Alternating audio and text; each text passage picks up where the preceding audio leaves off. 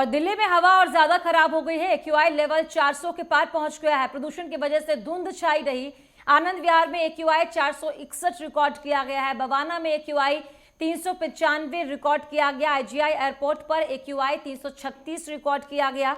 ITO में AQI 356, major Dhyanchand stadium पर 339, पूसा में एक्यूआई 362, वजीरपुर में 379, रोहिणी में 381 और नोएडा सेक्टर 62 में एक्यूआई 378 दर्ज किया गया है। नोएडा सेक्टर 1 में 361, गाजियाबाद में 362, लोनी में 416 और वसुंधरा में 346 एक्यूआई दर्ज किया गया है।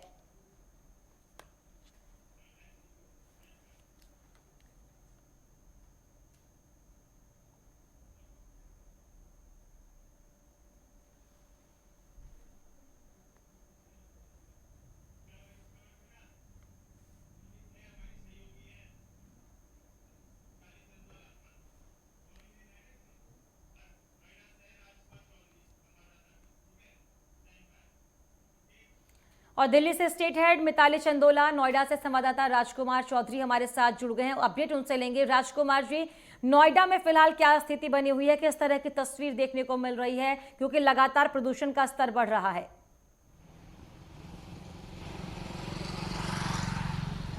बिल्कुल मनीषा, ये सुबह का जो समय होता है वो बेसिकली यहाँ बड़ा दुखदाई हो रहा है। पिछले 2 से 3 दिनों में स्थिति हालांकि थोड़ी सी सामान्य हुई है। अगर हम परसों की बात करें तो परसों का जो दिन था वो 380 के आसपास एक्यूआई पहुँच गया था। उसको लेके लोग बाग बड़े परेशान हैं, क्योंकि इस समय डॉक्टरों की बड़ी हिदायत है कि सांस के जो मरीज़ हैं, जो दमा के मरीज़ हैं, जो सांस के मरीज़ हैं, जो सुबह मॉर्निंग वॉक करने जाते हैं, जिनकी एज ज़्यादा है, उन्हें थोड़ा सा एहतियात बरतने की आवश्यकता है। इसकी वजह जो मौसम विशेषज्ञ मान रहे हैं वो कहीं ना कहीं ये मान रहे हैं कि मौसम परिवर्तित हो रहा है। गर्मी से जब हम सर्दी की तरफ जब भी कभी टेम्परेचर चेंज होता है तो निश्चित तौर पर पॉल्यूशन का स्तर बढ़ता है। अब यहाँ कंस्ट्रक्शन, क्योंकि नोएडा एक ऐसा इलाका है उत्तर प्रदेश ही नहीं पूरे हिंदुस्तान का कि जहाँ पे इस समय पूरे गगनचुंबी इमारतें बन रही हैं, उन पर निर्माण कार्य शुरू हो गया है।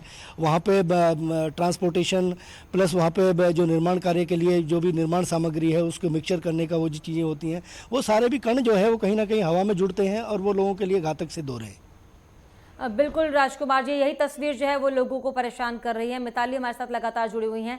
मिताली, जिस तरीके से दिल्ली में भी हम तस्वीर देखते हैं, विजिबिलिटी बिल्कुल कम हो चुकी है, पोल्यूशन का जो लेवल है लगातार बढ़ रहा है, इस समय कैसी स्थिति है? जी, आपको बताना चाहूँगी कि एकदम धुंध की चादर जो है वो देखने को मिलती है और दिल्ली में जो है पोल्यूशन का स्तर बढ़ रहा है। जो मतलब पॉइंटर जोन्स है वहाँ पर से जो है एक्यूआई लेवल जो डेली मापा जा रहा है उसमें जो है रोज इजाफा हो रहा है। और सबसे ज़्यादा गंभीर बात यह है कि अभी जो एयर क्वालिटी का इंडेक्स होता है जिसमें पार्टिकल्स का देखा जाता है कि किस चीज़ के पार्टिकल्स कितने मौजूद हैं, तो उसमें अब O3 के पार्टिकल्स, NO2 के पार्टिकल्स और CO के पार्टिकल्स जो है उनका इजाफा हो रहा है और कहीं ना कहीं डेंसिटी भी जो है बढ़ रही है, जिसका इम्पैक्ट ये पड़ रहा है कि जो पूरा ओवरऑल वेदर है उस पर भी इम्पैक्ट पड़ रहा है। और इससे क्या है, जो लंग्स डिजीज है, एयरबॉर्न डिजीज है, उनका जो है इजाफा हो रहा है। आम जनता को जो है अब आने वाले दिनों में जस्ट एयर पॉल्यूशन की वजह से रेस्पिरेटरी डिजीजेस का सामना करना पड़ सकता है। जिनको कार्डियोवैस्कुलर डिजीज है उनके लिए भी ये पोल्यूशन, एयर पोल्यूशन जो है काफी खतरे का एक घंटी है। और दूसरी अहम बात यह है कि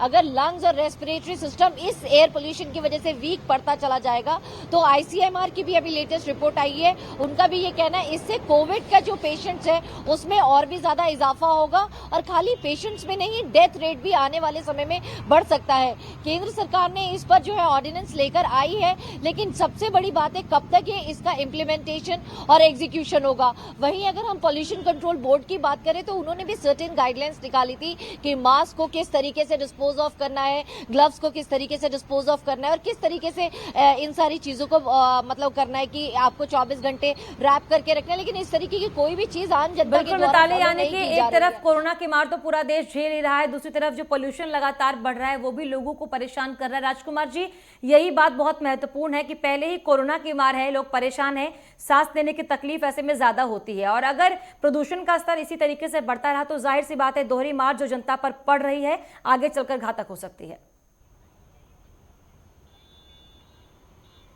निश्चित मनीषा, इसमें कोई दो राय नहीं है। क्योंकि हम अगर जनपद गौतम बुद्ध नगर की बात करें, क्योंकि जनपद गौतम बुद्ध नगर को अब नोएडा के नाम से जाने लगा, वरना अगर तकनीकी स्तर पर हम देखें तो नोएडा, ग्रेटर नोएडा और यमुना, ये तीनों जो 120 किलोमीटर के एरिया में जो ये जिला हमारा बसा हुआ है, उसमें अगर देखा जाए तो तीनों जगह इस समय निर्माण कार्य बहुत तेज़ी पे है। कोविड के दौरान, कोविड का जो महामारी का ये जो दौर रहा 8-9 महीने जो पिछले गए हैं, उसमें मजदूरों को बड़ी दिक्कतों का सामना करना पड़ा, पूरी तरह से काम बंद था।